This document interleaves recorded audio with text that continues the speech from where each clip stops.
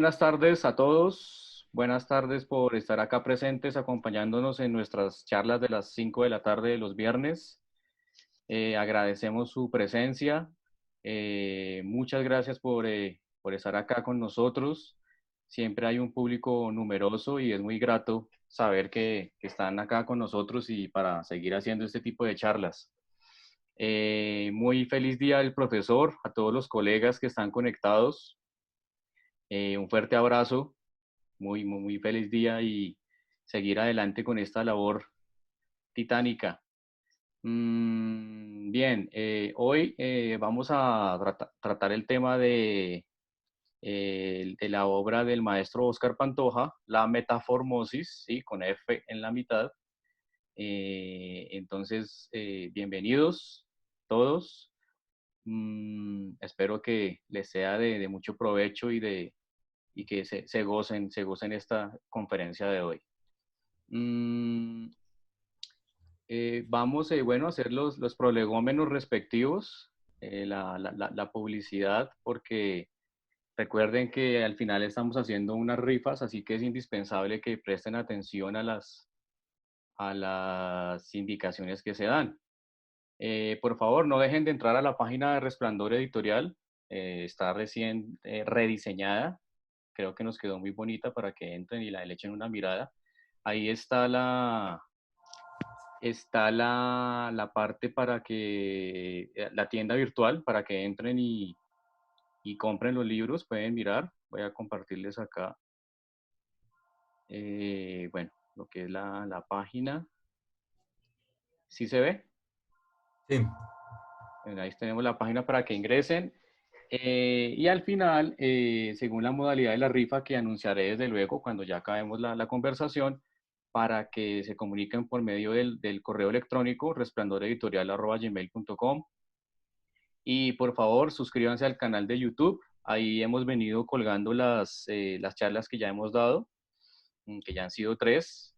Y ahí entonces las pueden volver a ver si quieren o compartir con las personas que ustedes consideren eh, que les interesa estos temas.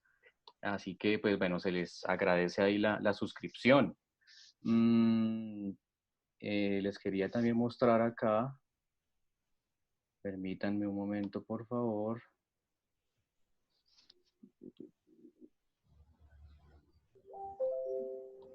Acá les quería mostrar, bueno, lo que es la página. Acá, si se les ve la página, está nuestro catálogo, eh, está, están los libros que hemos publicado hasta el momento, el de hoy, que está la Metaformosis, y el de la próxima, el próximo viernes, la próxima charla, que es el libro de Edwin Umaña, La conspiración de los farsantes. Entonces, si quieren irlo leyendo antes de la charla para que puedan también hacer sus aportes, nutrir la conversación, sería muy chévere.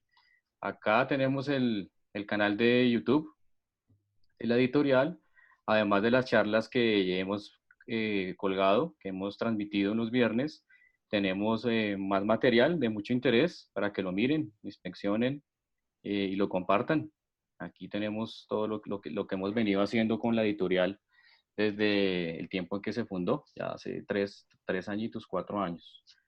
Bien, espera, ya dejo de compartir acá pantalla.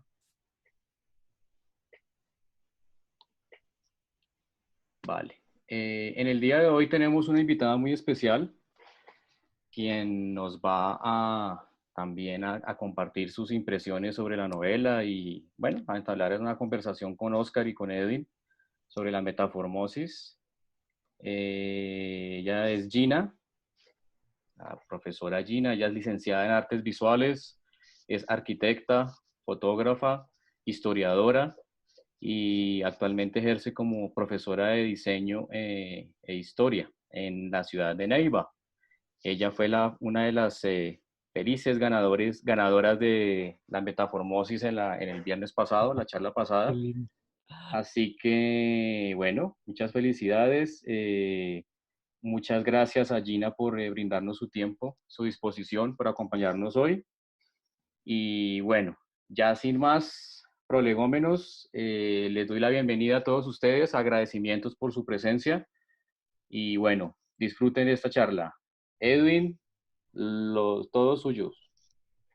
Bueno, buenas tardes. Muchísimas gracias de nuevo por estar aquí en esta charla de los viernes, viernes culturales, como se decía en el pasado en Bogotá.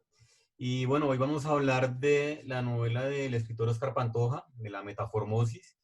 Y bueno, yo voy a comenzar con una introducción a partir de ese vínculo que propone el título de la novela de Oscar, ¿cierto? Que digamos que la relaciona directamente con un clásico de la literatura mundial, La Metamorfosis de Kafka, ¿no? Entonces, yo me voy a orientar más hacia comparar o plantear elementos de comparación de estas dos obras y pues para preguntarle a Oscar también acerca de esto. Y Gina pues se va a enfocar en los personajes femeninos de la novela. Entonces, bueno, hablemos un poquito de La Metamorfosis, esta novela tan importante de Kafka, publicada en 1915, lleva un poquito más de 100 años, en un momento muy delicado para Europa y para la historia de la humanidad, sobre todo en Occidente, porque ya se publican momentos en que ha arrancado la Primera Guerra Mundial, ¿no? Y además esta obra está muy cerca del epicentro de todo este conflicto, ¿no? En Checoslovaquia, ¿no? Está bueno, situada en Praga y bueno, la Primera Guerra Mundial pues comienza con el asesinato del príncipe, el archiduque, eh, en lo que era el Imperio Austrohúngaro. Bueno, esta novela, por esos motivos de la guerra, digamos que tuvo una recepción lenta, pero poco a poco fue ganando mucho espacio. Y aquí tenemos en la metamorfosis, ya se siente la presencia de una ideología que en ese momento está muy fuerte en el mundo, que era el fascismo.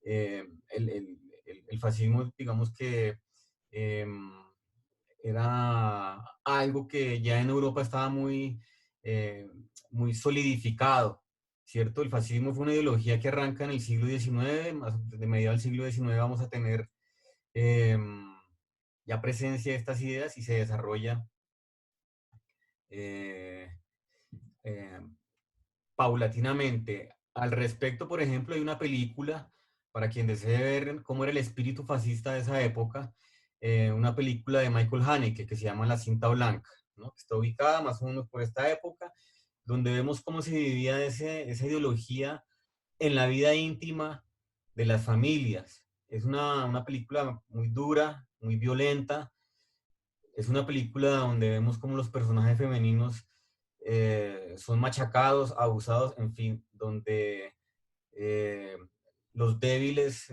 son víctimas de cualquier tipo de actos viles, ¿no? Por parte de las personas que en ese momento se creían pues superiores al resto, ¿no? El fascismo sí, dentro de su estructura ideológica, pues sí propone una configuración donde hay una gente arriba que es privilegiada en todos los sentidos, económica, intelectualmente, racialmente, y otros abajo que pueden ser víctimas de esta gente y simplemente pues no tienen ningún valor como seres humanos y pueden ser desechados. Esto era una ideología común, digamos, esto no era raro en Europa, el fascismo fue habitual hasta después de la Segunda Guerra Mundial, cuando se hizo un borrón y cuenta nueva y se dejó eso a un lado, pero esas ideas siguieron, permanecieron y se trasladaron a otras sociedades y eso también lo vemos en la novela de Oscar. Bueno, la metamorfosis, hablemos un poquito, recordemos la historia de esta novela, que además en la metaformosis, ¿no? En la novela de Oscar, eh, se comenta y se resume, ¿cierto? Estamos ante una historia muy conocida, ¿no? Gregorio Samsa, un agente viajero, se despierta convertido en un insecto que no sabemos qué es, ¿no? Aparentemente una cucaracha, otros dicen que un cucarrón, en fin, esto en la novela no se deja explícito, solo nos describe un insecto repugnante, ¿no? Que empieza a generar repugnancia poco a poco en la familia, ¿no? Gregorio Samsa vive con su hermana, con sus padres, quienes son comerciantes, obviamente judíos, y en un círculo familiar donde el dinero es muy importante, ¿cierto? La supervivencia En la metamorfosis ya tenemos el tema del capitalismo, un capitalismo fuerte, cruel e inhumano, del cual el mismo personaje, Gregorio Samsa, se queja indirectamente, ¿no? Incluso lo dice cuando va el gerente de la fábrica donde él trabaja, va a buscarlo a la casa y empieza a recriminarlo, ¿no? Empieza a recriminar su trabajo, cuando él incluso se ha considerado un buen trabajador. Entonces ya vemos pues esta estructura, ¿no? Donde por encima del ser humano eh, eh, hay ciertas configuraciones que lo someten. Eh, y algo que sigue muy vigente, ¿no? Hoy en día pues estamos presas de la situación económica, somos, digamos, sujetos muchas veces de explotación en el trabajo, digamos, esto no ha cambiado. Y tenemos también cómo el valor del ser humano se reduce a cuánto produce, ¿cierto? A todo el aspecto económico, cuánto le produce a una empresa, por ejemplo, y cuando deja de ser funcional para esta empresa, es desechado. Y entonces en metamorfosis tenemos esta historia, ¿no? Como Gregorio Samsa, después de estar después de ser un buen trabajador, después de mantener a su familia, poco a poco es desechado. Primero es desechado por el gerente de su empresa, que sale volando cuando lo ve convertido en un insecto, y luego, poco a poco, por su familia, eh, su padre, su madre y su hermana. Él termina siendo un personaje marginal, se esconde debajo de un sofá que hay en su habitación, se cubre incluso con una sábana, se oculta y empieza a ser un observador, ¿no? Él termina siendo un observador de su familia hasta que finalmente muere, pues a causa de una herida que le hace su padre con una manzana, ¿no? En un momento en que su padre quiere que este ser repugnante se esconda y no se asome por la casa, permanezca en ese cuarto que termina siendo casi como el basurero de la familia. Bien, entonces tenemos aquí, pues, como plantea Kafka en esta y en otras obras, estos personajes que son anulados como sujetos eh, por su círculo social, ¿no? Y familiar. Y también, pues, por estas estructuras socioeconómicas en las cuales están insertos y que no pueden escapar. Lo veremos en otras obras de Kafka, donde vemos a este autor como un especialista en crear estos ambientes saturados, cerrados, asfixiantes, eh, irracionales, incluso a veces absurdos, ¿cierto?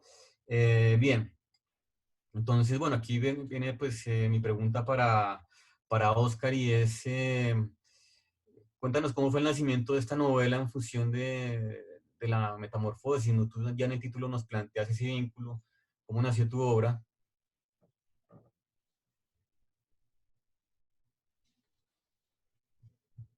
Creo que Oscar tiene problemas con la conexión. No, es el audio, activa el audio. Ya, ahora sí. Ya. Buenas tardes a todas y a todos. Gracias, Ney, gracias, Gina, gracias por aceptar la invitación, gracias, Edwin. Antes de responder la pregunta de dónde, cuáles son las estas, recordar el tema de que, bueno, gracias que se trate un libro mío en estas conferencias. El hermoso arribismo facho, le pusimos. Siempre hemos buscado unos nombres para las conferencias que sean jugar con el lenguaje, ¿no? O sea, yo creo que lo mejor que hay que hacer es jugar con el lenguaje. Los sin dientes, la maldita corrupción, el hermoso arribismo facho. Entonces, esa es la plaga, ¿no? El arribismo facho, pues ya es creo que una palabra redundante, pero bueno, ahí la vamos a hacer. ¿Y por qué está metida esta novela, mi novela dentro de esta conferencia? Es lo que me van a ayudar a desentrañar Gina y Edwin. Y bueno, y al final las preguntas de ustedes. Muchas gracias. Listo. ¿Cómo caigo yo en la metamorfosis partiendo de la metamorfosis? Yo creo que Kafka, a todos los que leímos Kafka en la juventud, nos marcó. Yo hace poco estoy leyendo un libro de Art Spiegelman que se llama, es un cómic fabuloso, que se llama como Dañado, como algo como averías. Qué bonito nombre, se llama Averías, o sea, desperfectos.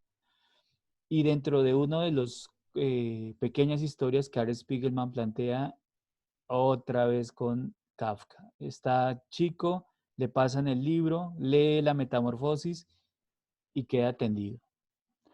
Gabo, igualmente, Gabo lee la Metamorfosis y hasta luego. Yo creo que eso también me pasó a mí. Uno lee la Metamorfosis y se te acabó, mijo, una forma de entender el mundo porque te dieron otra. Kafka es tremendo. Bueno, y después seguí con todo, ¿no? El Proceso, El Castillo, América, los diarios, en fin. Uno se vuelve un obsesivo de Kafka, persigue a Kafka por todo lado. Ve la ciudad que ve el castillo, desde los barrios periféricos donde yo viví, veía a Kafka, presentía a Kafka. Entonces es innegable que cuando tú te sientas a escribir, los referentes más grandes que tienes, la forma más grande que tienes de auxiliarte porque quieres ser escritor, y qué es ser escritor. Dios, es una palabra compleja. Pues, al principio uno no la sabe responder, pero entonces quiero hacer eso, quiero hacer lo que hace él, quiero hacer lo que hace Kafka. Ese es el tema. Me pregunto yo cuando empiezo a hacer mi narrativa, ¿qué quiero hacer? Y quería hacer algo como una novela corta, un cuento largo, como ayer hablábamos con Gina al respecto. Ambas son válidas. En Francia le dicen novel, una novel, sobre ese hecho fantástico que es transformarse. En realidad la novela se llama La Transformación, Fosis. Y bueno, eh, en, en, en, eh, en los cursos de literatura europea, Nabokov hace un estudio maravilloso sobre la metamorfosis. Y él decide, como Nabokov es un entomólogo, que es un hombre que estudia los insectos, descubre en la clase de insecto que es el que utiliza Kafka en su novela. Pero el hecho fantástico es fabuloso. O sea, cuando tantos escritores nos hemos deslumbrado es porque Kafka logró en una novela muy, muy breve desbocarnos ese universo fantástico. Entonces yo quedé picado con el universo fantástico, porque no me gusta, empecé a narrar la realidad tal cual en unas novelas, aunque esta novela también aterriza en la realidad y es una realidad atroz y una realidad muy, muy cutre, muy, muy áspera y dura. Pero el hecho fantástico me marcó. Entonces, cuando quise empezar a escribir, no sé por qué razón, me imaginé que Kafka, que el personaje de Kafka, en vez de ser una cucaracha, en este momento no era una cucaracha, sino en este momento histórico ya no se veía eso, sino al contrario, ¿qué es lo que más puede o representa una sociedad contemporánea? La belleza sin límite, esa idea de belleza por encima de todo. Pues están haciendo protestas ahorita para que abran los gimnasios. Y no, señores, que está el COVID. No, a mí no me importa el COVID. Yo quiero hacer ejercicios, quiero que me salgan músculos. Entonces me di cuenta que podía ser un juego. Al principio era simplemente eso, un juego, una conversión de algo. Y dije, caramba. Y ya ahí no me pude salir del tema. Cuando ya te metes en un tema de una novela y el tema te atrapa o tú decides y dices, ¿será que sí? ¿Será que la estoy embarrando? ¿Será que esto sí es válido? ¿Lo va a leer? Pero bueno, ¿y las otras novelas qué? ¿Es que acaso no son válidas o son válidas? No importa, hagámosle. Entonces, el hecho fundamental para arrancar, y redondeando tu pregunta, Edwin, es el hecho fantástico. A mí, sin lugar a dudas, Kafka me sorprendió, me transformó. Uno lee muchos autores, pero él me dio el hecho fantástico. Y ese hecho fantástico yo dije, quiero replicarlo y lo he replicado intenté replicarlo en esta novela, partiendo de una cucaracha que se transforma en, en un hermoso hombre que anda desnudo por Bogotá.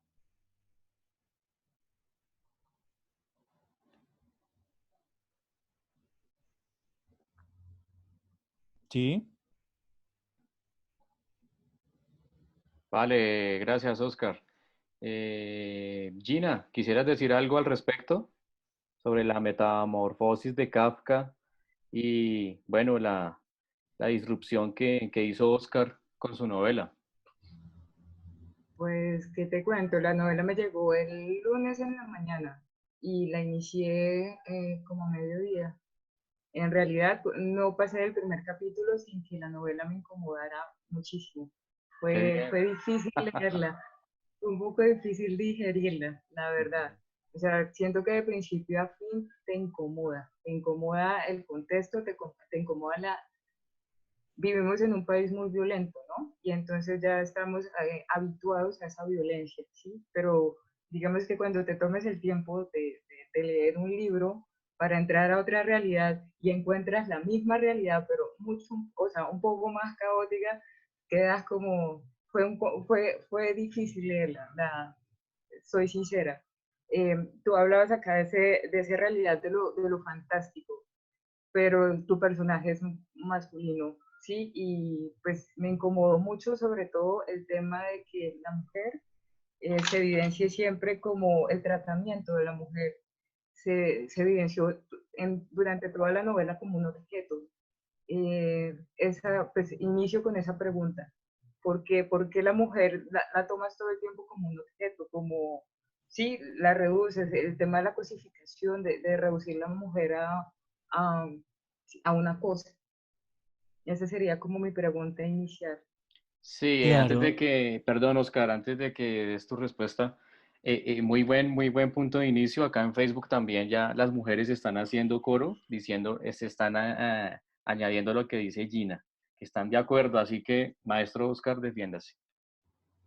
Sí, bueno, no, no es defenderse, es exponer Sí, y sí. hablar. El asunto es que me parece muy buen punto y una buena percepción. Cuando uno escribe, siente también ese, llamémoslo, yo tenía muchas, no prevenciones, sino como me sentía es muy complejo escribir algo tremendamente violento y enfrentarlo nuevamente. Cuando sale la publicación, uno respira como, "Uf, por fin, esto salió, funcionó". Eh, Ahora, cuando uno escribe un libro, eh, uno es, vuelvo al título de la charla, el hermoso arribismo facho. El hermoso arribismo facho es, es la descripción de un paisaje terrible, horrible. A mí me quisiera que dijeran el hermoso prado amarillo. Es una lectura y una descripción muy bella de algo, pero no, lo que yo leí y lo que yo leí en la sociedad no era el hermoso prado amarillo. Y lo que yo leo en esta sociedad no es eso. Lo que yo leo es un hermoso, entre comillas, hermoso arribismo facho. ¿Qué es esto? Un lector, un escritor es un lector de una sociedad, un lector de hechos sociales, de pedazos de realidad que transporta. Lo que yo hago en el libro es tomar esa realidad, filtrarla por el camino de la estética, trabajar con las herramientas del lenguaje y llevarla al libro. Eh, la sociedad te da todos los hechos, la sociedad te da todos los elementos. Los personajes de la novela son reflejos de la sociedad. ¿Qué es nuestra sociedad? Una sociedad machista, autoritaria, arribista y facha. Mi lectura, mi lectura, pueda que otras lecturas sean de otra forma, pero esa lectura que yo he tenido ha sido así. Y en esa lectura, la mujer siempre es objetuada, siempre va de segundo, de tercer plano. Es el hombre y el hombre con el atributo del macho es el que sobresale o el que se empodera o el que llega o el que atrapa o el que arrastra, el que gobierna. Entonces, en esa medida, cuando tú te haces una lectura de la sociedad, cuando tú haces una lectura de tu entorno, y cuando lo vas a escribir, pues son los hechos. Yo no puedo, obvio que uno puede hacer una novela, es más, he leído novelas fantásticas donde uno puede escaparse de estas situaciones, pero en mi caso yo no me puedo escapar de estas situaciones. Entonces, probablemente no es que se replique ese machismo, sino que ese machismo se está leyendo en la sociedad y esa objetuación de la mujer está ahí y lo que hace es lo pongo en marcha en la novela.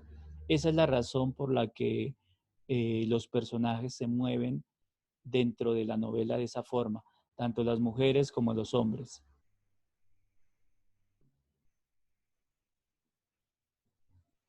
Vale, muy bien, ¿Sí? gracias. Edwin, Sí, bueno, retomemos entonces este hilo que planteó Gina acerca de los personajes femeninos. Bueno, recordemos que en la metamorfosis de Kafka, hacia el final, la novela termina cuando ya Gregorio ha muerto y los padres ya están pensando en casar bien a su hija, ¿no? Es decir, aquí en la metamorfosis de Kafka vemos también esa presencia de, eh, no tanto en esa época, pues una mujer objeto, sino mujer propiedad de, ¿no? Estamos en pleno patriarcado, digamos que el feminismo está todavía un poco lejos y aquí en la época de Kafka, pues la hija era propiedad del padre, como el hijo era propiedad del padre, ¿no? Gregorio ve cómo él trabajó por su familia y al final lo desechan y va a pasar igual con su hermana a quien pues piensan casar bien, ¿no? Como un objeto, ¿no? Como una propiedad de ellos. Entonces, bueno, vemos pues entonces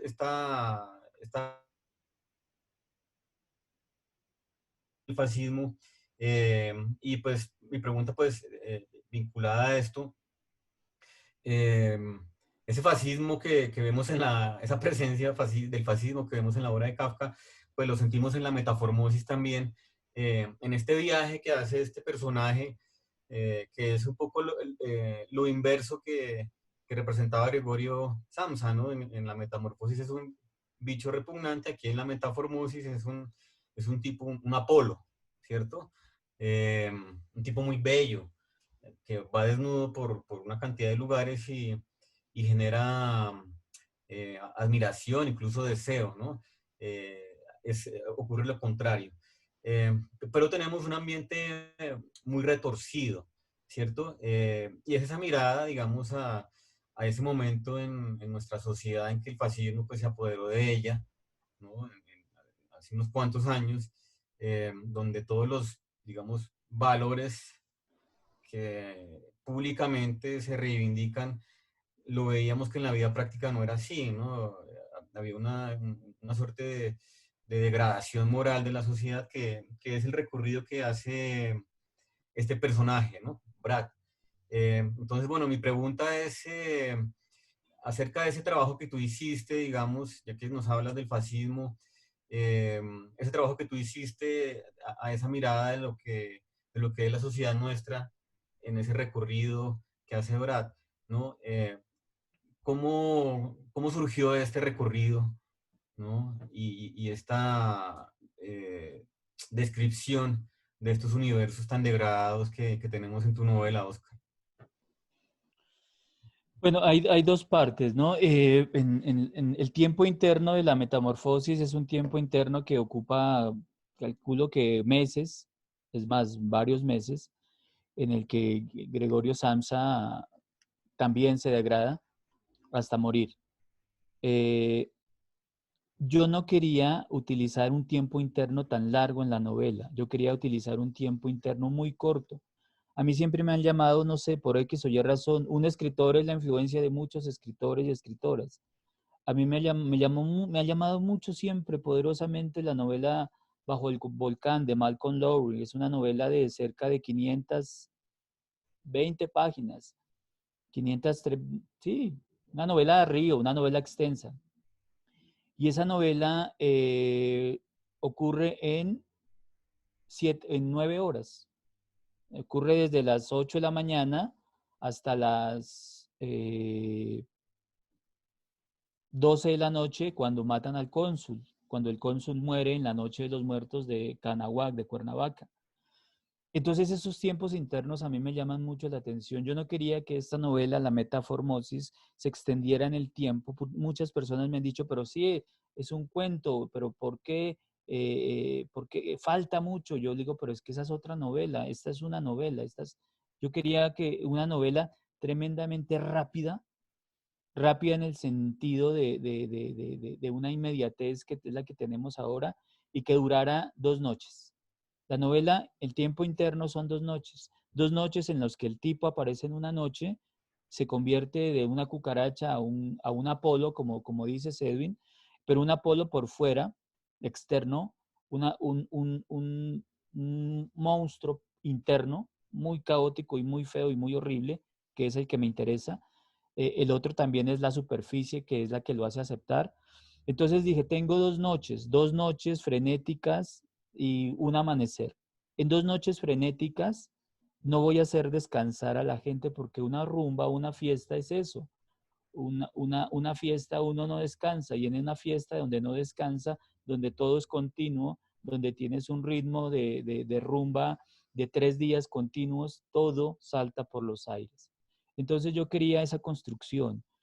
Y mediante esa construcción yo quería que no hubiera día, sino todo se moviera en la noche, que todo fuera oscuro, en penumbra, solo luces rojas de burdeles, de ambulancias, de todo eso. Entonces, eso le ayuda a la construcción de la obra para darle a entender al lector, o desde mi punto de vista, el vértigo en el que estamos metidos en la historia, ¿de acuerdo?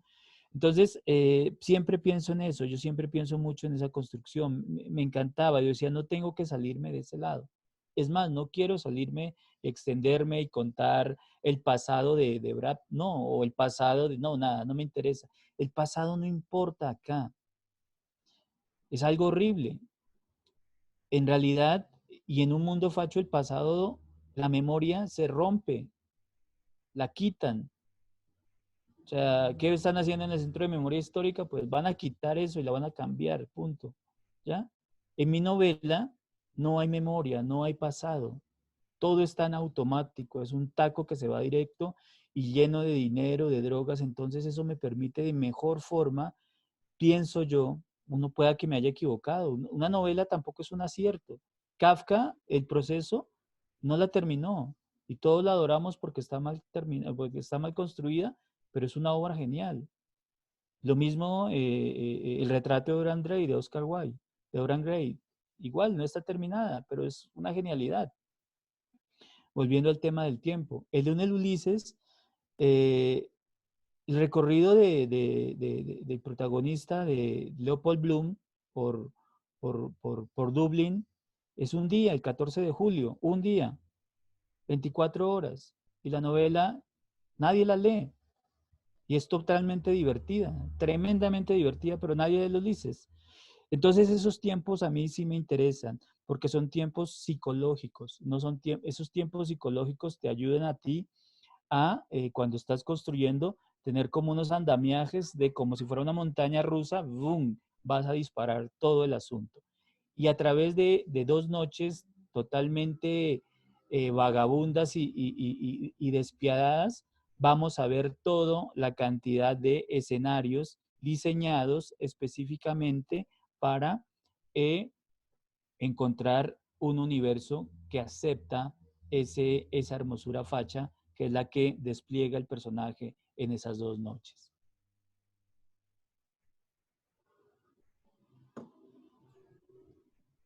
Gina, Bueno, pues ya que estamos hablando de tiempo, me hablaste del tiempo cronológico de la novela. Ahora me gustaría pues preguntarte el tiempo que te tomó pensarla y escribirla. Hay un capítulo, creo que en el 2, que siento que tomas algo de la realidad y la vuelves ficción. Cuando uno de los personajes tiene una sobredosis por cocaína y la tiran en un caño. Eh, Quería saber, uno, pues el tiempo que te tomó escribirla y pensarla, y cuántos años te tomaste, o no sé si fueron meses, días, y la otra, pues para complementar, sí, utilizaste como herramientas la realidad siempre supera la ficción, ¿sí? Entonces, utilizaste como no sé, pues digamos que de ejemplo, esas historias que están muy pegadas a la piel del colombiano, pues de ese personaje pues que nos ha generado como tanto daño pues, al país. No lo nombro directamente, pero pues yo creo que tú sabes de quién estoy pues hablando directamente. Perfecto, gracias, Gina. Bueno, te cuento. Sí, eh, uno diría, listo, el tiempo de escritura que lleva una obra es muy relativo. Dostoyevsky escribe en 2 semanas El jugador, por Dios, es una maravilla.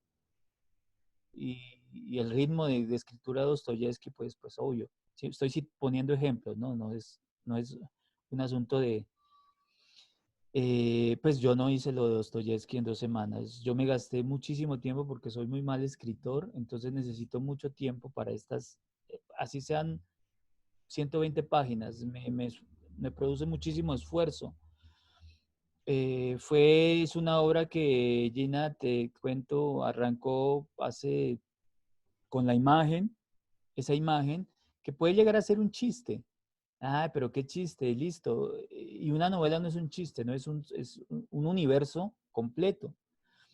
Pero tú tienes el chiste, tienes el pequeño anécdota, tienes la anécdota de una cucaracha que se convierte en un hombre hermoso. ¿Y qué? A ver, sostener eso en el tiempo, sostenga eso en una. Entonces ahí es donde empieza como diría Borges, mi terror de escritor y mi impotencia de escritor. ¿Qué hago con eso? ¿Lo olvido? No es más que una tontería, una anécdota que a todos se nos puede ocurrir. Entonces, eso es donde lo bello de la ficción es que vas tomando y luego vas viviendo. A veces vas a una fiesta, tomas esto, ves una película, tomas esto, lees la sociedad, tomas esto. Colombia es un lugar, por Dios, y bueno, todo, y no solo Colombia, todo lugar donde haya seres humanos hay historias de todos los tipos. Nosotros, no, pero es que aquí tenemos todas las historias. En Europa no pasa nada. Bueno, no sé, no conozco Europa.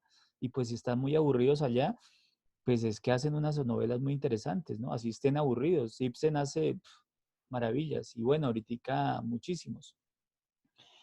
Entonces, mientras esa anécdota ya deja de ser anécdota y se vuelve un proyecto serio, y ese proyecto serio lo vas eh, uniendo a una razón de peso y vas construyendo los personajes y luego vas haciendo capas de violencia y luego capas de humor y luego pasárselo a un primer lector y luego devolverse, pues en eso se nos fueron cerca de 9 años, 9, 10 años.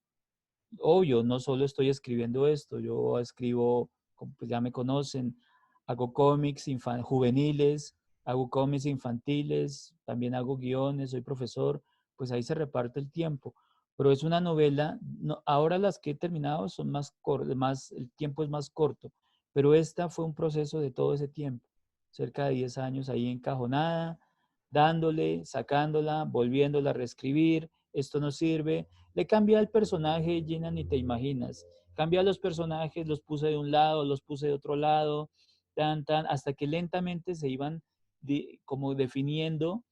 Hacer una novela también es seleccionar las piezas que vas a mostrarle al lector. Uno no puede mostrar todo. Para eso es la elipsis, ¿no? La elipsis es una herramienta literaria hermosa y bella que te dice, pues, a ver, y es mejor, muestra lo que necesites. Y en esa selección de hechos es donde probablemente hay algo de talento de un escritor. No vas a mostrar todo. Entonces yo seleccioné unos hechos que encadenados me resultaban realmente acumulativos para que cuando llegara al final el lector dijera, uff, o sea, imagínate esto de 600 páginas. Por Dios, es una perdedera de tiempo. O sea, ahí sí ya estamos sobreexagerando la violencia, sobreexagera. Ahí me dicen, a muchos me dicen, está tremenda, me encanta, pero es que es muy corta. Yo, pero, pues es que eso es una novela corta. Ese es el tiempo en el que duré trabajándola. Y ahora, lo de las historias reales, o de dónde salen las historias. Repito, salen de todo lado. Un amigo te cuenta una historia, otra te pudo pasar a ti, pero no así. Y tú la vuelves y le das vueltas y dices, la voy a hacer de esta forma. O coges un periódico, o hay un hecho nacional que consternó a todos. Pues eso está dentro de mi novela. O un personaje que puede consternar. Todo parte de la realidad, todo. Mi primera novela se llama El Hijo. El Hijo es otra novela corta. Es una novela donde ocurre un parricidio. El hijo mata al padre. Pues, mis temas en literatura no son muy claros, un poco oscuros. Me gusta. Eh, yo duré escribiéndola igual, mucho tiempo. Salí cuando yo iba a leerla, entonces me hacían siempre la misma pregunta, como, ¿pero eso es real? Entonces hasta que un momento yo dije, bueno, ya voy a tomarlo en sentido del humor. Y entonces en una de esas mismas, ¿pero eso es real? Yo le dije, sí, yo escribí la novela en la cárcel. Entonces todo el mundo pues se toteó de la risa porque pues, ¿cómo así? Hombre, todo es ficción. La ficción, lo bello de la ficción es que la realidad, por más realidad, la filtras y la pasas con los elementos estéticos y ya no es realidad, es ficción. Entonces, muchos elementos pueden ser reales, muchos elementos pueden ser inventados, muchos elementos pueden ser que me contaron, pero así se fue construyendo de esa forma esta novela. Bueno, continuemos entonces con este diálogo que hay entre la metamorfosis y la metaformosis. Hay un aspecto muy interesante y es el trabajo con el espacio. En la metamorfosis, toda la novela ocurre en un espacio cerrado, en la casa de esta familia Samsa, y el personaje eh, Gregorio Samsa es un observador, ¿cierto? En la metaformosis tenemos el proceso inverso, ¿no? Eh, el espacio de la ficción es abierto y tenemos varios espacios, ¿no? Que son muy interesantes. Eh, Voy a nombrarlos pues la pregunta va dirigida a que nos comentes cómo fue la selección de estos espacios, por qué estos y no otros.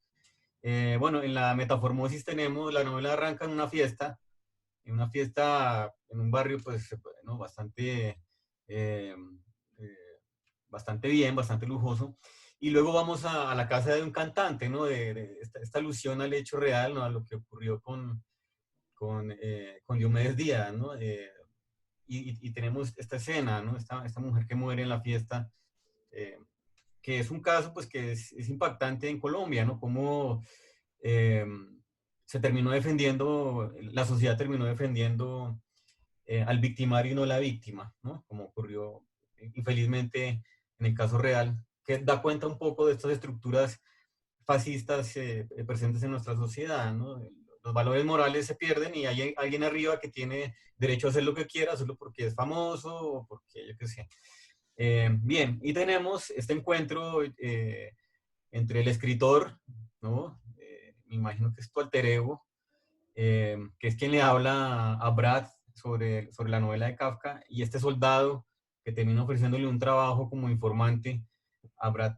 Y luego, pues, estos lugares públicos como, bueno, este bar, me recordó a un lugar legendario, a este bar Las Cascadas, que es digno de muchas historias porque era un espacio donde ocurrían cosas que de verdad parecían salidas de la mente retorcida de un escritor. Entonces, bueno, y bueno, luego tenemos la casa del político.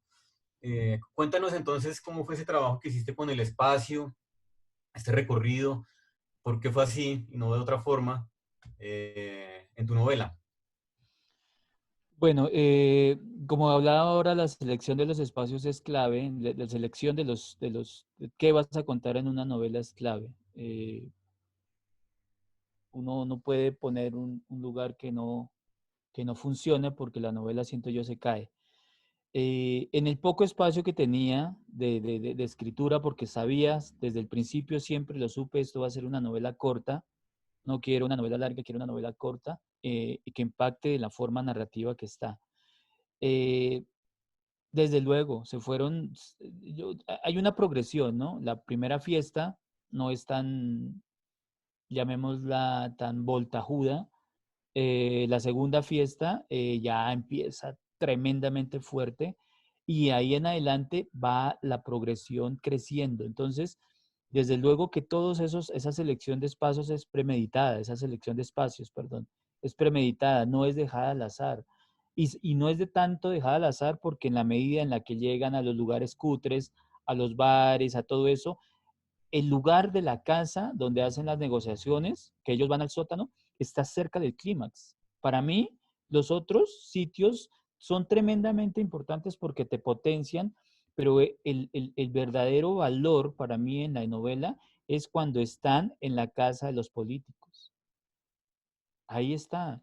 Cuando ella y él, Brad y ella bajan al sótano y él le dice, ¿escuchas? Y él le dice, sí, ¿qué? Le dice, pues ahí, ¿qué es eso? Le dice, pues es el agua podrida, las cañerías, estamos debajo. Y después escucha y dice, ¿y qué están haciendo? No, pues están negociando, ellos son políticos. Pues eso no necesita uno decir, está negociando, pues no. El lector construye, eso es lo que espero, ¿no? Y eso es lo mejor de la lectura, que se construya esa idea y uno dice, mire dónde se ocurre todo eso. Entonces, para mí, ese es el verdadero epicentro. Y el final, cuando dice, sale ya la luz del sol, porque esa selección de espacio es tremendo. El sol ya lo toca, por fin ve la luz y dice, soy un ser humano completo. Puedo vivir en esta ciudad. Esta tal. Obvio, los anteriores, selección de elementos, no los pongo por el escándalo, no, porque son necesarios, porque eran los que estaban ahí en ese momento histórico. Ahora ya no existen. Estoy leyendo una novela de Alan Moore, Jerusalén, donde él juega mucho con los espacios. Hay una moda interesante, no interesante, para mí es moda, sobre los lugares. Los lugares son personajes. En esta ciudad los lugares los quitaron, donde ya no, donde antes existían, ya no hay edificios.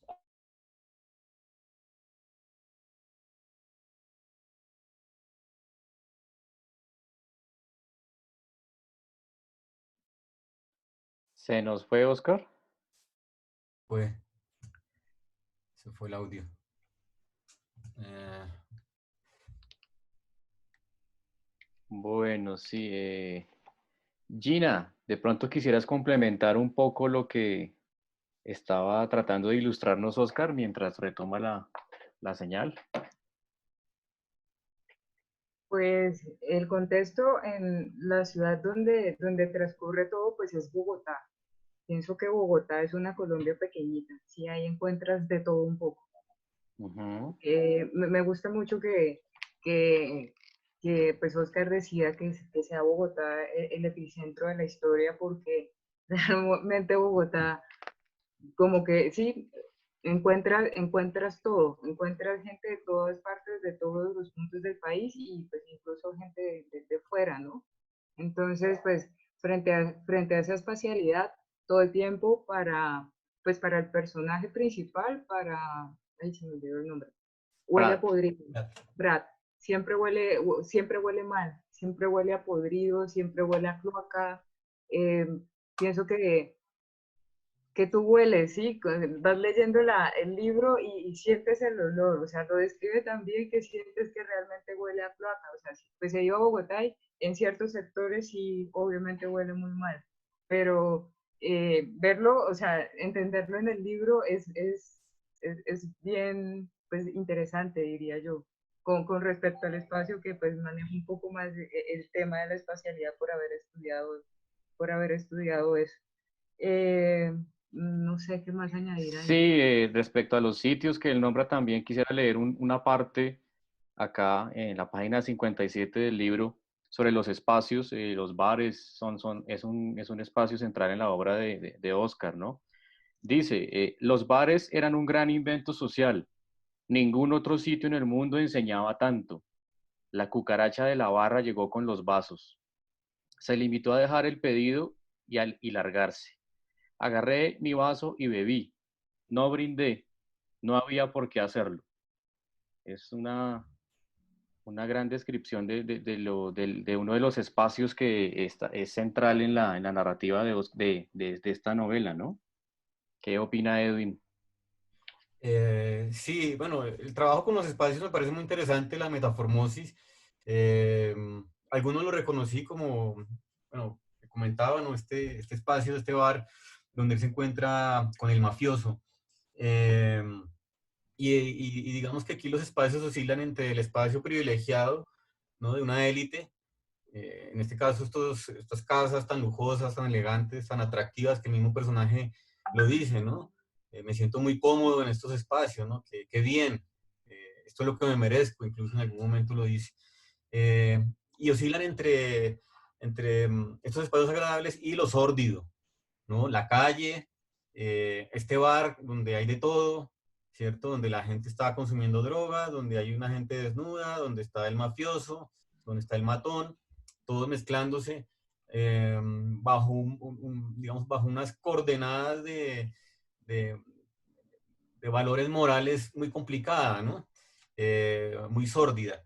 Eh, pero a pesar de esto, digamos, mm, en toda la obra se siente que hay una degradación, ¿cierto? Hay una degradación del ser humano, tanto en el espacio, digamos, elegante, agradable, sofisticado, como en el espacio sórdido y brutal y salvaje. En ambos espacios tenemos seres humanos degradados, tenemos mujeres objeto, tenemos el matón que está por encima de cualquiera, ¿no? Tenemos esos espacios donde, pues, volviendo al tema del fascismo, hay una ideología, hay una ideología del más fuerte, del más cruel, hay una ideología de yo me aprovecho de ti. Entonces, digamos que a pesar de la diversidad de espacios, como que todo está humanamente en un nivel muy sórdido. Entonces, bueno, esto me parece muy atractivo de la metaformosis, y las descripciones pues están muy bien hechas, ¿no? Es uno de los valores de esta novela, y por lo que incluso vale la pena leerla por el gusto de cómo se relata este recorrido que hace Brad. Sí, creo que ya llegó Oscar. Sí, ya. Ah, bueno, estábamos hablando de los espacios, entonces leímos un pequeño fragmento de la descripción de uno de los bares o del bar al que va como en segundo lugar. ¿Qué más nos quisiera contar, Oscar, sobre los lugares como el escenario sí, central donde se desarrollan los hechos de su novela? Sí. Por ejemplo, hay los sitios son, eh, eso ya lo he dicho, ¿no? Y para no reiterarlo, lo voy a decir muy rápido. Nuestra ciudad no es una ciudad bonita, punto. Nuestra ciudad, Bogotá, siempre y desde que yo estoy acá, es una ciudad bonita porque tenemos amigos y porque la queremos en realidad. Pero esta ciudad, y nos han enseñado a ver a esta ciudad sucia, escondida, ilegal. Entonces en esa época era peor. Bares funcionando clandestinamente. ¿Por qué? Porque funciona mejor el negocio clandestino, o sea, es mejor. Bares huecos, no eran ni bares, huecos, abiertos. Cuando la ley Zanahoria decía, bueno, ya no puedes ir, vete a tu casa, y entonces todo el mundo corría allá. Esos eran los lugares tradicionales, y una ciudad que le dé a uno eso uno los toma porque como joven se divierte. Los niños juegan en la guerra porque son niños, tienen que seguir jugando. Cayeron unas bombas en Siria, todo está desbaratado. Y el niño no puede dejar de ser niño porque es su naturaleza. Sigue jugando así sea con piedritas. Esa es la maravilla. Y lo horrible. Igual pasa con los jóvenes. En mi época, entonces, porque esta ciudad me prohibía unos buenos lugares o decentes medianamente, ¿iba a dejar de divertirme? No, pues uno tenía que acudir a esos huecos.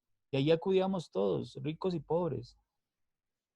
Era eso. Es una ciudad que en ese sentido es terrible. Ahora ya, y cada vez que salen los bares, ahora ya no salgo a los bares. Pero ahora me cuentan que son súper sofisticados, pero igualmente prohibidos. Entras con mucho dinero. Entonces, el código de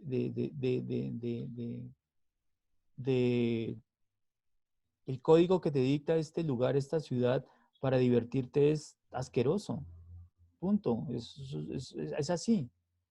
Entonces, a mí me gusta, pero pues los lugares son personaje, son protagonistas, pero por encima de todo, yo quisiera que la lectura que se le hiciera o los lectores que leen la Metaformosis, eh, se- obvio, están las rumba, pero uno quiera como escritor algo más, ¿no? Yo digo, a ver, por ejemplo, cuando uno ve Trainspotting, pues, obvio, toda la gente dice, claro, este Renton se mete por el baño y todo es asqueroso, y tal. Pero en el fondo, de lo que a mí me trata la película es cuando el video cae, que es la canción de Lou Reed, y en medio de toda esa basura, él cae y se hunde y lo llevan a la ambulancia. Para mí es el momento mágico de la película. Digo, qué nostalgia tan inmensa que hay en este basurero. O sea, qué desperdicio moral, qué juego. Eso, obvio, los lugares tienen que estar porque acompañan, pero no son lo fundamental en mi novela. O sea, no es por lo que me devané el tiempo para construirla. Más me devano es cuando están en el sótano, en ese sótano horrible, y él le dice, es que son amigos, hacen negocios, y detrás están todos las aguas podridas. Eso. Con respecto a la belleza, quiero un poquitico con respecto a la belleza, que eso es otro tema que me encanta, al menos en este punto, ¿no? Porque es que la belleza, al menos teóricamente, porque yo no puedo devolverme a otras civilizaciones, pues sería chévere y sería un viajante del tiempo y perfecto, pero eso no ocurre. El término de belleza en otra época, al menos por historia, por crónica, lo entendemos como un asunto de orden. La belleza es orden. Pero en este momento aquí la belleza para mí no es orden. La belleza para mí es caos, tremendamente caos. Eso es lo que hace la belleza actual para mí. A mí me encanta mucho Francis Bacon. Bacon hace unos autorretratos terriblemente caóticos y nos los muestra. Pero ahora eso, pero ponle una cara bellísima. Una de estas obras de Jeff Koons, donde todo es liso y son carísimas y la verdad son feas, no me dice nada, me dice pura belleza. Y la belleza actualmente es eso, caos, caos absoluto. Vale, Gina, ¿qué otra impresión te generó el libro? ¿Qué quisieras de pronto preguntarle a Oscar sobre esas impresiones que te dejó tan marcadas como lo planteaste al principio? Y pues el personaje como tal, o sea, la construcción del personaje al final se convierte en un depredador. En el capítulo 8 hay un personaje, una prostituta, una niña, ¿sí? Y es voluble, está expuesta, ¿sí? Y se aprovecha de ella, ¿sí? ¿Cómo le hace ese matiz a ese personaje? Así que en menos de 2 días ya al final termina siendo un devorador, un depredador. Me gustaría como que nos hablaras como del personaje como tal. Pues insisto también que los personajes femeninos son objetos todo el tiempo, ¿sí? Y son subyugados, maltratados, o sea, siempre están al lado de, pero no hay una descripción un poco más como minuciosa del personaje, siempre están como muy, sí, como muy objeto. Me gustaría, pues, eso, ¿por qué decides que todos los personajes femeninos sean, pues, son muy simples y muy crudos, ¿sí? No tiene, no te cuentan un poco más, son muy ligeros, pero los personajes masculinos sí todos están descritos de una forma muy, con mucha filigrana, con mucha delicadeza. Me gustaría que nos hablaras un poco pues de eso, por favor. Bueno, en el caso de la prostituta niña, que es una escena terrible, igual es puesta, yo la puse de forma premeditada, un segundo, prendemos la luz aquí. La puse de manera premeditada, eso, porque tiene que llegar el personaje ahí, tiene que llegar y cumplir eso. Y la situación es tremenda, es tremenda. Ahora, ¿cómo construyó los personajes? Desde luego, cuando tú construyes los personajes principales están tremendamente delineados. Los personajes secundarios no se delinean tanto, o no, uno no los elabora tanto, porque le quitan protagonismo al personaje principal. Probablemente, sí, probablemente hay una suerte de descuido en la construcción de los personajes femeninos, pero también es por esa forma de operar de la novela. La novela está inscrita en un terreno tremendamente machista y tremendamente depredador. Es que ni siquiera es machista, es xenófobo, es de todo, de todo. Eso. Entonces, si tú en un relato que propones de esta forma, empiezas a construir los personajes femeninos de otra forma, pues encuentras un desequilibrio en la construcción, o al menos yo lo veo de esa forma, o lo entiendo de esa forma, ¿de acuerdo? Al final el personaje sale, se va con la actriz, se va con la actriz que comparte y ella también le dice algo sobre qué tienen adentro. ¿Qué tienes adentro? ¿Qué tienes adentro? No, adentro no hay nada. O sea, son cáscaras, somos como una suerte, nos hemos convertido como una suerte de únicamente un armazón y por dentro absolutamente nada. Entonces, esa es la razón por la descripción de los personajes. Esa es. En otra circunstancia, en otra novela o en otro contexto, probablemente las descripciones funcionen, pero para mí en esta novela, y probablemente pueda que haya errado, tal vez esté errada, pero bueno, esa es la construcción y ese es el juego de una novela. Una novela propone algo, una novela te da una experiencia de algo. Esa experiencia, pues tú la analizas o no la analizas, o la quitas o no la quitas, pero en ningún momento una novela es tampoco un hecho acabado. Repito, grandes novelas que no están. 100 años de soledad, que es un inamovible, por Dios. ¿Quién va a tocar 100 años de soledad? Pero también tiene, ¿por qué no la narraron desde el punto de vista de los indígenas de la sierra, que hubiera sido tremendamente latinoamericanista, y la narraron desde los colonos? Entonces son preguntas que uno dice, pero qué bonitas los cuestionamientos. La novela ya está, es un hecho y está ahí. Y la leemos como 100 años de soledad y la entendemos, pero esa pregunta, Gina, me ayuda también a entender otras novelas que puedan venir en el futuro y que van a venir en el futuro. Entonces, cuando uno diseña un personaje, es eso, es eso.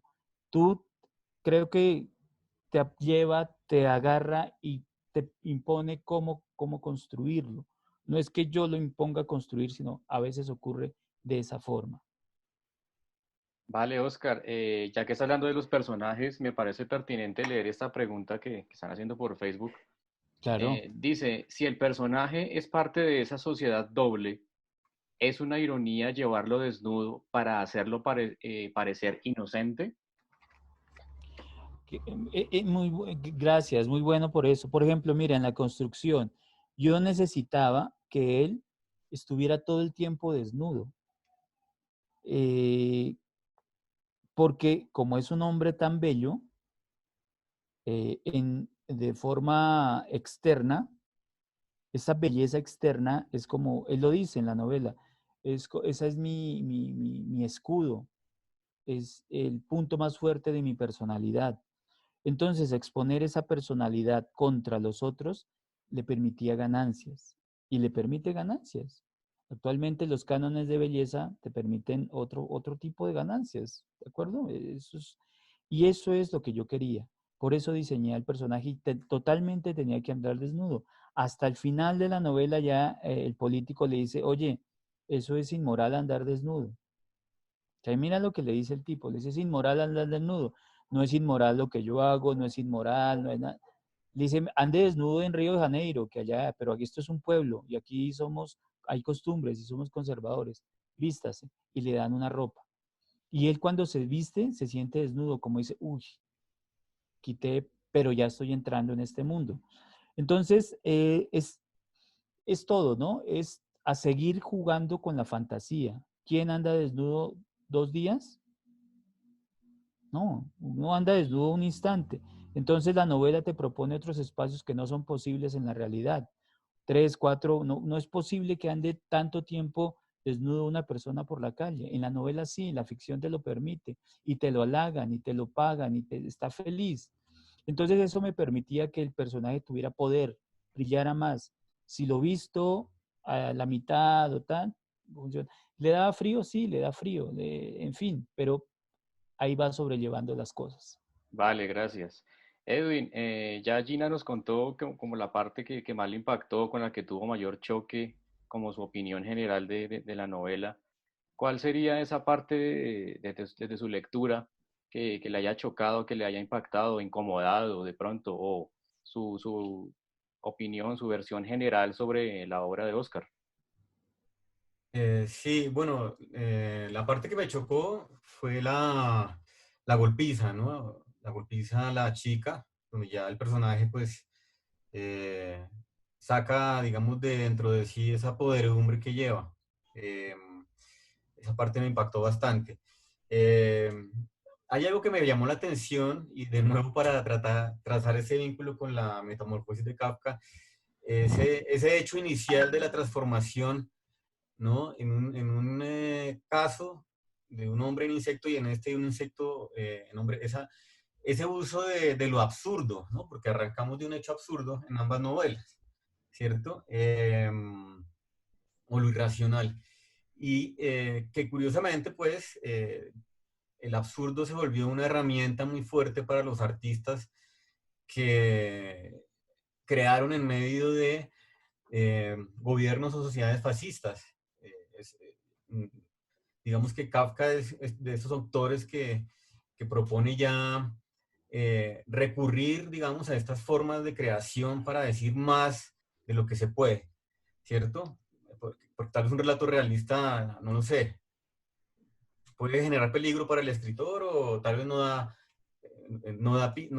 el realismo no permite dar cuenta de la dimensión del espanto que produce vivir en estas sociedades, ¿no? Entonces, bueno, esto me llamó la atención y es como la última pregunta que le haría a Oscar, eh, y es ese trabajo que hiciste con el absurdo, ¿no?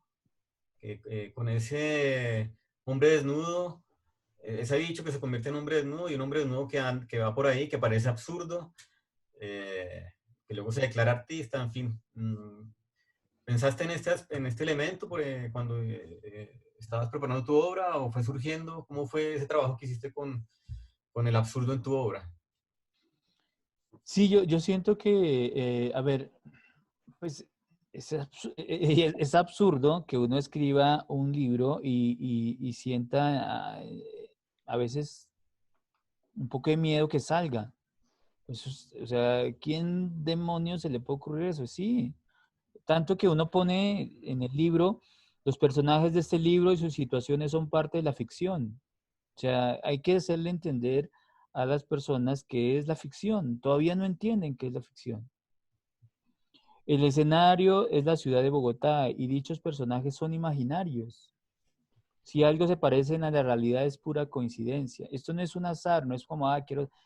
Porque el hecho de a mí el hecho de ficcionalizar es un atributo bellísimo que tiene el ser humano. La realidad no nos basta, o sea, la realidad, esta realidad, si es que esto es realidad o no es un sueño, como dice un sueño dentro de un sueño, Allan Poe, eh, esta realidad en sí a veces tan porosa que se nos escapa, hay que elaborarla de otra forma. ¿Y cuál es la mejor forma para entenderla? Es la ficción. Entonces, en la ficción, si tú pones en la ficción los mismos hechos reales, pues, ¿de qué estás haciendo la obra? Repito, hay novelas realistas, literatura tremendamente realista, pero también va por otros lados. Entonces, uno tiene que, la ficción es, tengo que decir una mentira para decir una verdad. Esa es. Entonces tú tienes que echar mano de muchísimos elementos. El absurdo, la fantasía, el realismo sucio, todo eso para esa mentira que está ahí, en el fondo sí te va a dar una verdad de una realidad. Es una interpretación de una realidad. Eh, Muchos escritores han hecho, han- por, porque siempre vamos a estar enfrentados a regímenes, siempre. O sea, la sociedad ideal no existe, no existe. Y más en estos tiempos en que lo totalitario te cae encima y te despedaza y te desarticula.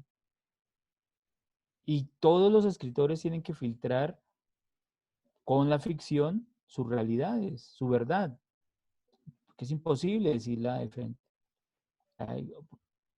Hay, el género, la crónica o el periodismo bien hecho eh, eh, es bellísimo. Svetlana, la premio Nobel de Literatura rusa, nos da la comprobación de eso. Ella no tiene necesidad de acudir a la ficción, arma sus piezas, sus obras con la realidad misma y compone, pero en el momento de componer ya hay una manipulación, ya estás trabajando con elementos, pero bueno, todo parte de la realidad. Yo no puedo hacer eso.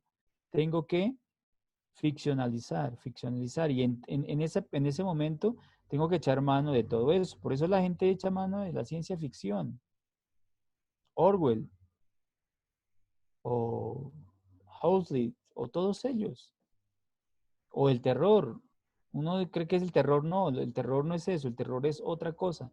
Hay una metáfora en todo. Entonces, desde luego, todo esto es premeditado para lograr un efecto muy pequeño ahí en un libro que es muy pequeño, pero que logre ese objetivo en el lector, moverlo, ¿no?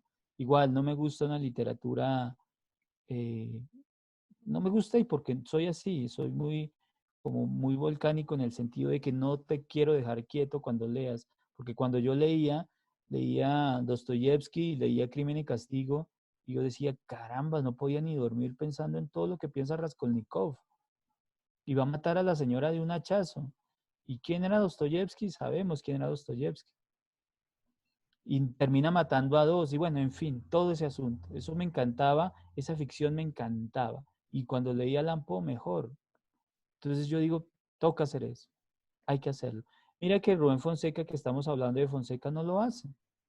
En Feliz Año Nuevo no hay ningún elemento ni absurdo, ni de ficción, ni de nada. Fonseca pone la vida y lo deja uno,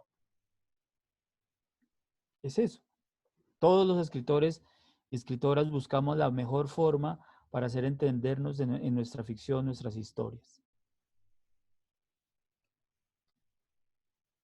Vale, Gina, quisieras hacerle la última pregunta a Oscar, el último cuestionamiento, tu última impresión sobre la obra.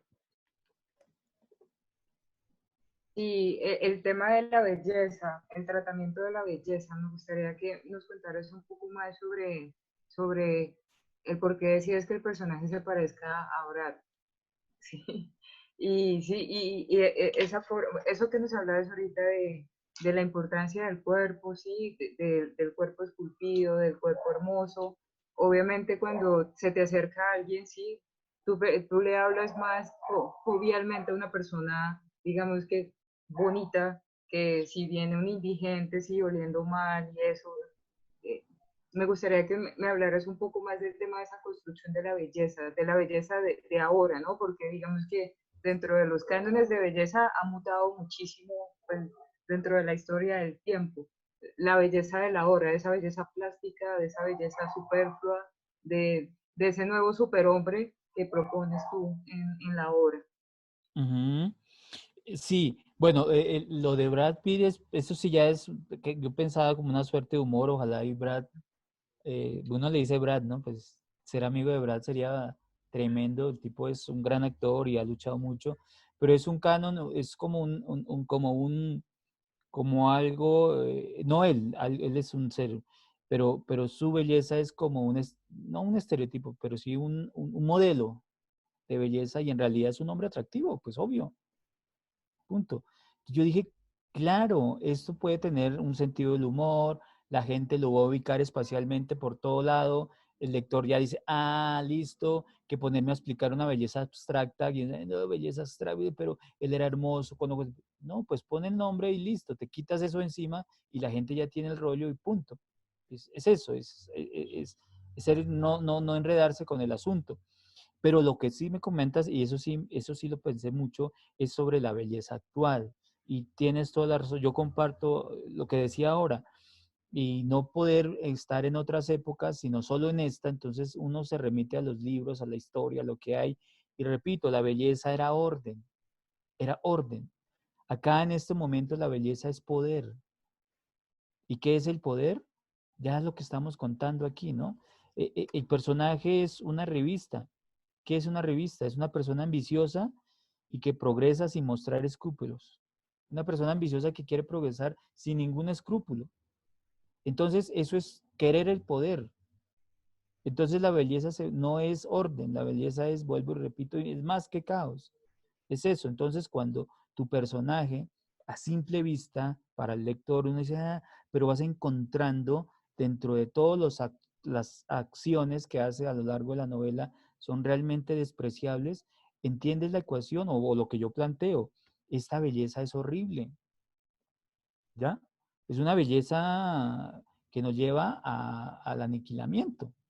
No es la belleza del orden, que probablemente los griegos, y yo no los conocí, nada, pero al menos en libros uno va, pero ese orden que uno plantea es eso, o en otros autores o en otros filósofos. Entonces, para mí es poder. El hombre quiere poder, es personaje, no el hombre como ser humano, sino bueno, el ser humano bello ya no actúa como orden, sino como poder. Y ese poder, ¿qué hace? Pasar por encima de todos. ¿De acuerdo? Y ya estamos en el mundo, un momento de los Instagram y tal, y es eso. ¿Por qué? Porque todo se volvió comercializable. Ni siquiera, ahora que tú me dices sobre lo objetual de la mujer, ahí todos son objetos. Los hombres también son objetos. Todos somos objetos. ¿De acuerdo? Ahí este tipo es un objeto del mismo que, obvio, logra sus propios fines, pero aprovechándose de un atributo que le busca otro valor. Es eso. Vale, gracias, Oscar. Ya para ir terminando, bueno, para que puedan escribir sus preguntas o formular sus preguntas a continuación. Y quisiera ya que termináramos, queridos panelistas, agradeciéndoles su disposición y su tiempo para esta charla, con su impresión final. De pronto, ¿por qué recomendarle la lectura del libro a la gente o por qué no? De pronto sea Perfecto. el caso que no recomiendan definitivamente o por qué sí recomendarlo, incluido Oscar. Por qué leer ese libro? ¿Por qué leer La Metamorfosis de Oscar Pantoja? Gina, si quieres empezar, o Edwin, no sé. Gina, Gina. Vale. Yo, pues es necesario. Cuando la leí, o sea, es necesario que, si, yo leo bastante y leo pues literatura, digámoslo así, pues muy tranquila, muy, sí, pues como muy para pasar el rato. Este libro realmente me incomoda, ¿sí? Y de nuevo me transgrede todo el tiempo, ¿sí? Pienso que a veces esas transgresiones son necesarias para recordar en el contexto en el que vivimos, ¿sí? Llevamos 50 años de violencia. Hablaba con Oscar hace unos días sobre que todos llevamos un paraquito dentro. Entonces, que el libro me recuerda eso. Realmente me lo sugiere, ¿sí? Entonces, pues, lo recomiendo por eso. es necesario incomodarse a veces con las lecturas, ¿sí? Que le recuerden a uno lo violento en el país en el que vivimos, la decadencia en el país en el que estamos, ¿sí? Recordarlo es necesario porque a veces se nos olvida. Vivimos sumergidos en tanta violencia que a veces nos volvemos inmunes de hielo. Entonces pienso que el libro te genera eso, como que te lo vuelve a recordar. Sería como mi apreciación. Vale, gracias, Gina. Edwin. El Edwin. micrófono. Ah, ese nos fue Edwin. Ya, Bueno, ya, mientras... ¿Ya? Ah, ok, ya. dale. Bueno, yo recomiendo La Metamorfosis a aquellas lecturas a quien les guste el humor negro. Muy recomendable. A quien le guste esas novelas de ciudad, pero de la parte dura de la ciudad, ¿cierto? Esa novela urbana un poco despiadada también lo recomiendo. Y a quien le guste esa literatura que tal vez a veces te agrede, más a nosotros tal vez porque formamos parte de esta sociedad y muchos vivimos, hay muchas cosas de las que se cuentan ahí, ¿no? Y como dice Gina, tal vez nos recuerdan un lado oscuro que está ahí, ¿cierto? Así, no sé, lo neguemos o tengamos otra visión ideológica. Entonces, la recomiendo a quien busque ese tipo de obras, ¿no? Si alguien busca una obra, eh, digamos, Rosa. feminista, tal vez no, ¿no? Pero pues está el humor negro. El humor negro yo creo que es lo que permite que esa dureza que se ve reflejada en la obra se pueda digerir. Entonces, bueno, por supuesto que la recomiendo, ¿no? Es una novela que vale la pena leer y la considero muy divertida. Vale, gracias, Edwin. Oscar, ¿por qué leer su novela? No, es complicado uno escribir y vender el libro. Yo lo único que digo es, si Kafka leyera esta novela, se revolcaría en su tumba. Pero al final dice, ¿no? Pero eh, de rabia. Pero no de rabia, sino de desencanto al ver el futuro. Es eso. Entonces, ese sería como el punto. Ok, vale. Bueno, Bien, vamos a la ronda de preguntas. Aquí la gente está ya pronunciándose. Dice María, saludos a María. No he leído la novela, pero me gustaría preguntarte si hay una opción en la que el personaje piense que puede bello, en el sentido de orden del que explicaste ahora. No entendí muy bien. Sí, sí se comprendió bien la pregunta. No.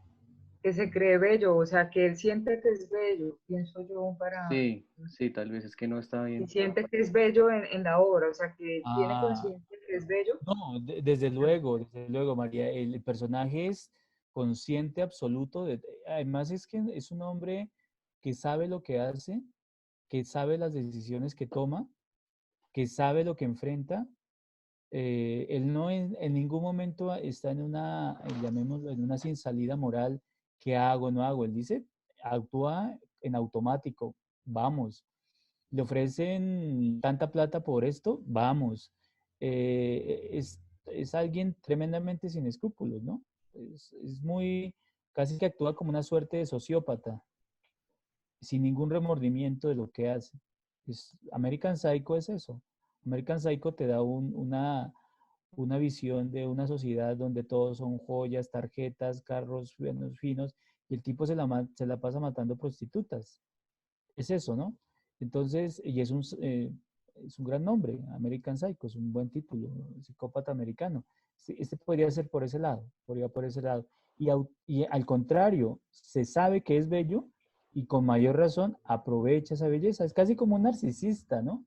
Los narcisistas son tremendamente manipuladores. Todos somos narcisos en cierto instante, pero ya cuando tú montas el plan de narciso para agarrar y empoderar y manipular y todo, pues ya te estás yendo por otro lado. Es eso, es esa lectura. Vale. Aquí piden que por favor Oscar lea un pequeño fragmento. ¿Quieren escucharlo Ay, leer un fragmento de la novela? yo siempre leo el pedacito que pues es que para mí es muy diciente ¿no? Dice ya de las últimas páginas, y una pregunta que vamos ahí. Dice, y le acaricié la pierna. Van en un vehículo y van en un carro muy lujoso, no se sabe dónde, pero hace sol, todo sale, todo está lindo, el día está lindo, azul, mejor dicho, sol, perfecto. Le acaricié la pierna, me miró, detuvo la camioneta y nos volvimos a besar. Seré paciente. Me concentré en el sol, en los edificios, en las calles, en los autos que pasaban a nuestro lado, en la música, en las vitrinas de los almacenes, en los centros comerciales y en los apartamentos. Y no sé por qué dije, ¿qué tienes adentro? ¿Qué? ¿Qué tienes adentro? ¿A dónde? ¿Adentro? Y le señalé el pecho. Me miró raro. Pues, ¿qué voy a tener? Los pulmones, el estómago. Le vi las tetas y me sentí como un estúpido. Entonces comprendí que el ser humano no era nada por dentro, que aquello de adentro era una mierda, una mentira, que el ser humano era solo lo que proyectaba hacia afuera. Punto. Volví a desnudarme, volví a desnudarme de la cintura para arriba. El sol tocó mi piel y la hizo brillar. Ella me acarició el pecho con la mano. Y pues ahí sí. Entonces es eso. Miren, el tipo consciente dice eso. Es un personaje tremendo. Es así. Vale, gracias. Juan Vargas pregunta, ¿podemos tener una lectura surrealista de la Bogotá opaca a través del libro? La puede Mm, responder no solamente Oscar, los panelistas también, ¿qué opinan sobre eso? Pues David Lynch, a ver, en Twin Peaks, la serie de televisión, lo que hace es eso, es mostrarnos toda una podredumbre que hay en un pequeño pueblo donde todos trafican con drogas, los jóvenes, pues, nos muestra todo, totalmente. Obvio, no hay gente desnuda, pero el humor de David Lynch es fabuloso. Igual todas sus películas funcionan de esa misma forma, ¿no? Autopista Perdida, ¿qué nos hace? Destaparnos todo un gran entramado podrido que hay ahí. En la metamorfosis todo el tiempo los personajes están oliendo a podrido. Huelen a caños podridos, huele como si hubiera carne podrida, como órganos podridos, todo es podrido. Y no es falso. Sale a Bogotá y a veces, bueno, cuando hay arbolitos se respira rico, pero entonces eso lo acentúas en una ficción, lo acentúas y lo pones y da para eso. Vale. Edwin, ¿quisieras decir Bueno, algo, Gina, sobre eso? ha habido acercamientos, em, digamos, con elementos oníricos como, por ejemplo, Opio en las nubes, ¿cierto? Tiene muchos elementos oníricos, tal vez surrealistas, si pensamos que los animales hablan y son narradores, pero no, Opio en las nubes es una mirada a lo cotidiano, ¿no? No a la Bogotá opaca que nos comentan aquí en la pregunta, pero em, claro, digamos que sobre Bogotá hay muchas cosas que están por escribirse y una de ellas es, por ejemplo, esa mirada, ¿no? También desde el surrealismo a tal vez eh, esta Bogotá mm, clandestina y brutal, ¿no? Vale. Acá por Facebook nos pregunta alguien, saludos a Sergio Daroca, que si ustedes han leído, hablando de belleza y poder, que si han leído Que se mueran los feos de Boris Vian. No, no lo he leído y el nombre está tremendo, pero no lo conozco y bueno, para, para apuntarlo. Sí, también hace otra recomendación, leer, o si tal vez ya lo han leído, Su Mengele, de Gerd Lisgaard. Bueno, creo que es nórdico, no sé pronunciar bien ese apellido, para la respuesta a la violencia de que están hablando ahí. Eso nos dice Sergio acá por Facebook. Vale, creo que ya no hay más preguntas. No, ya la gente le quedó todo claro. Entonces, bueno, culminamos. Muchas gracias, Oscar, Edwin, Gina, por brindarnos su tiempo. Todas estas charlas se preparan y tienen su esfuerzo y su dedicación para todos ustedes los que nos acompañan cada viernes acá a partir de las 5 de la tarde. Bueno, extiendo la invitación para la próxima charla que va a ser sobre Colombia o Locombia, Colombia. ¿no? Como dijo, No, Colombia es Colombia. Colombia, sí. Como excusa para hablar de la novela de nuestro amigo Edwin Umaña, La conspiración de los farsantes, una novela negra muy buena, muy interesante. Y bueno, los espero que nos sigan acompañando de esa Y manera numerosa. disculpa, Ney, no hay rifas, no Sí, hay sí, rollo. ya, Ay, a eso los iba. panelistas no tienen derecho a participar de las rifas para el próximo libro. No, no, ya, hay que Estoy darle... molestando, es broma. Sí, a eso iba. Las rifas, juegos y espectáculos. Entonces, como la próxima charla es sobre Colombia y la novela La conspiración de los farsantes, vamos a rifar 3 ejemplares para la gente que quiera leérsela antes de la charla y pueda nutrir la conversación y formularle preguntas a Edwin, al autor. Los que quieran hacerse a un ejemplar de La conspiración de los farsantes, deberán suscribirse al canal de YouTube de Resplandor Editorial y hacer un comentario sobre la charla pasada, la que hicimos hace 8 días. Los 3 primeros que se suscriban y hagan un comentario, puede ser una pregunta para los autores también, para los panelistas, se harán a 3 ejemplares de La conspiración de los farsantes. Y para que se ganen un ejemplar de La Metaformosis, de esta novela chocante y horrenda de la que nos habló Oscar hoy, es sencillo. Van a enviar al correo de resplandoreditorial@gmail.com una foto con la metamorfosis del maestro Kafka, ¿sí? Para hacerle un homenaje al maestro Kafka.